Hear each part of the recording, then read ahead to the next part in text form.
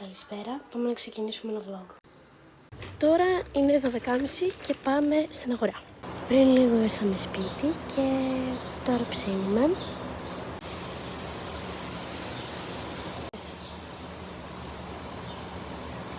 Ξαναβγαίνουμε έξω με νέο outfit. Η ώρα είναι 7.30 και πάλι βγήκαμε για κάτι δουλειές στην αγορά.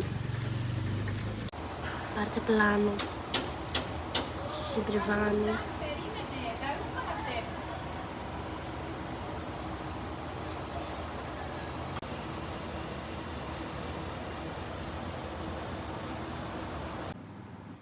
Ξανά έξω λοιπόν.